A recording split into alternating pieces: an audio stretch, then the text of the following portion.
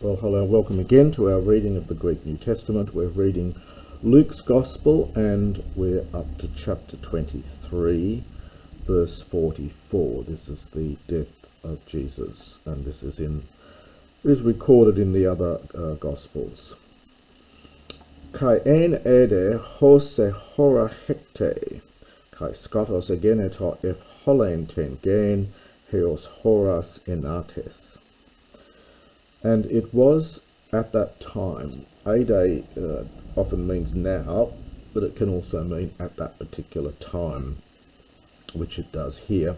And it was then, hose for hos plus a, approximately, sort of about, it's literally as if, so hence approximately the 6th hour, kai skotos ageneto, and darkness was upon the whole land. Heos horas enates, until the the 9th hour, from enates for 9. So until the 9th hour. Tu heliu ek klipontos eskiste de tokatapesma tu nau meson. Now we get a genitive absolute here, and the verb is ek lepo.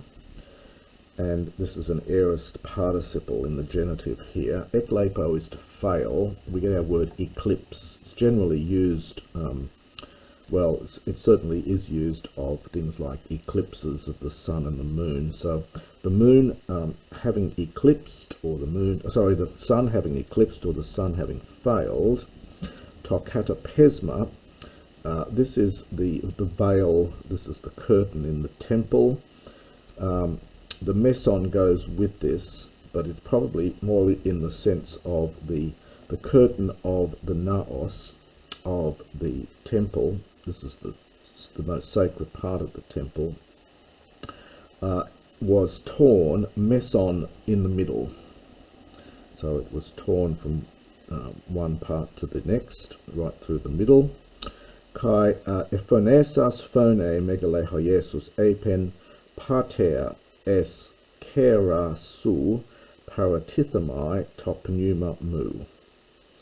And we get a quotation here, of course, in verse 46, which is coming from, in fact, Psalm 31.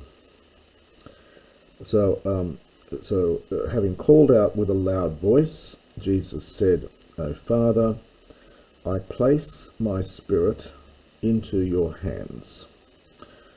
This is paratithemai. It's connected with paratithemi, but this is a middle form here. So that's a quote from the Septuagint, I place my spirit into your hands. Sometimes rendered as commend, but it's just paratithemi. Tutot de apon ex epnusin. And having said this, he breathed his last, from ek peneo is the verb. Idon de ho hekatontakes top genomenon, edoxas den ton theon legon, ontos ho anthropos hutos dikaios ein. The hecatontarch is one who rules 100, or is in charge of 100, and hence it's a centurion, to put it into Latin. So the centurion, having seen that which took place, to genomenon, it's a strong aorist participle here from ginomai, that which had taken place. Edoxas den, he glorified God, saying. Ontos is an adverb. It's formed from the participle, from the verb to be. So you get ontos is the genitive from the participle, onta, and so on. You get this adverbial form, meaning truly, or in reality. But it is formed from, it's just an adverb from the verb to be. So truly, this man, dikaios ein, was righteous, was just. Get slightly different versions in the other Gospels. Kai pantes hoi sum paragenomenoi, and the next word on the next page is okloi, and all the crowds who were present, from sum plus para and ginomai, that those that were present beside all this, epitane theorian tautane, literally at this spectacle, from theoria. And then we get the cognate verb theoresantes ta genomina, tuptontes ta stethe hup estrephin. Having seen that the things which took place, tuptontes, beating ta stethe.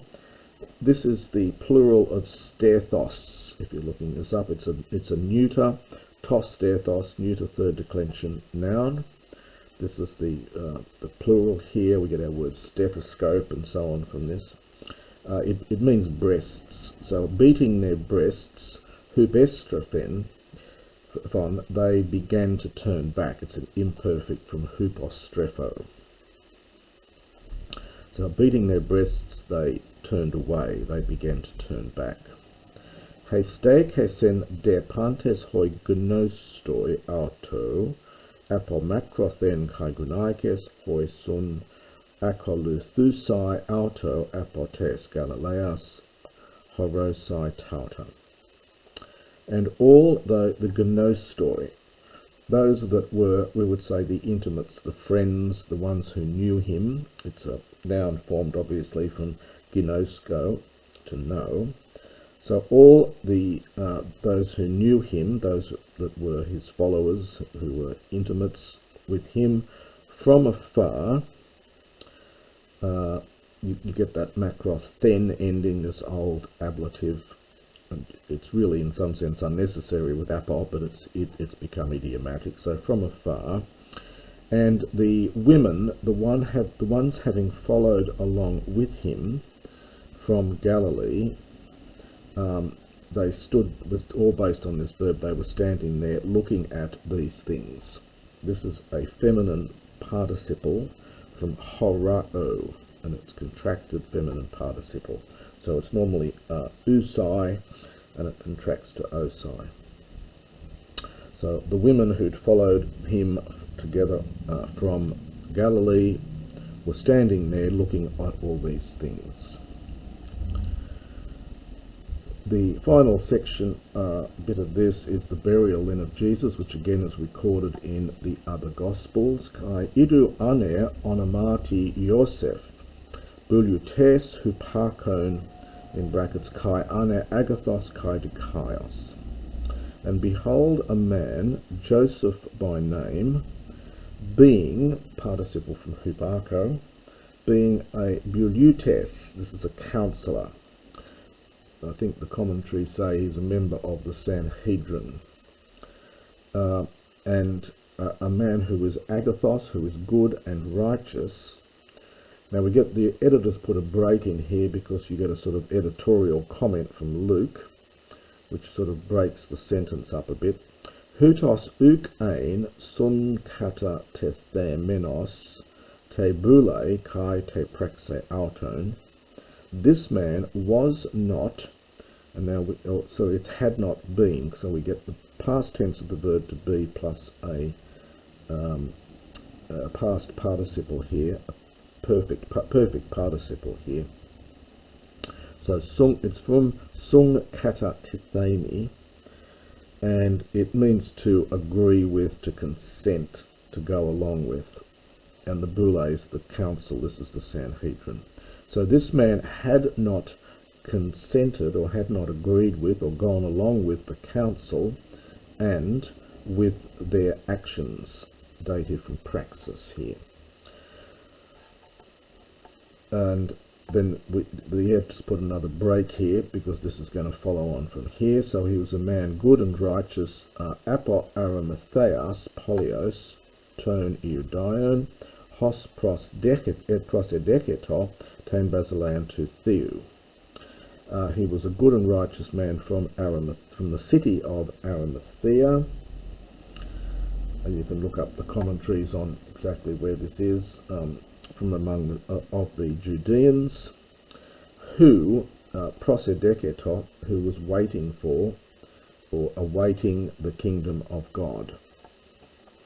Hutos proselthon to Pilato, a teisatot to soma to Jesu.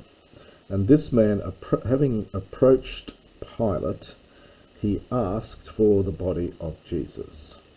This is from itiamai, to ask, one of these verbs of asking. It's connected with ito. This is just a middle form of this one. It's an aorist. So he requested or asked for to soma to Jesu, the body of Jesus. Kai kath helon en tulik en auto Sidoni kai theken auton en mnemati laxuto who uk ein udes upo kaimenos. Now kath helon is from kath hyrio. So having taken down, understand the body. The aorist of hyrio is halon, and the stem is hel, so you get this kath helon from kath hyrio, to take down. The verb here is entulisso, if you're looking it up. It's a classical word. It occurs in Aristophanes, for example, and it means to wrap up. It's en plus this tulisso verb, so entulisso, to wrap up. It is the same word that's used in both Matthew and John at this point. Sidoni, a sindone is fine linen cloth. Its etymology is uncertain where this word comes from. It's not really a Greek word. It's sindone, third declension. It's also used in Matthew in this context. So having taken down, understand the body, he wrapped it in a linen cloth, fine linen cloth. Kaithaken, he placed it in the mnemati. This is the third declension from mnema. You get mnemeon for a tomb, but you also get the third declension mnema. This is the dative here. In a tomb which is laxutos. This is an Alexandrian word, the scholars tell us, that's only found once in the Septuagint. It means cut out from the rock, apparently, is the meaning of it. It's a very rare word. So he placed it in a tomb cut from the rock, where no one had not yet. So no, we would say no one had yet. Greek likes double negatives, but they don't cancel.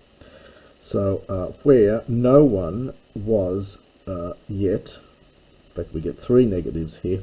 It was not the case that no one was not yet lying there. So in other words, where no one had yet been lying, from kaimai. So no one had yet lay, we might say in English, to get it to good English. Kai hemera ein paraskues kai sabaton epiphosken. And it was the day of preparation and the Sabbath, and we get here this verb epiphosko. It's connected with you see the root phos here, light. There is a verb phausko, to lighten, and this is connected with this. It had not begun to dawn, and it's got this iterative skirt here.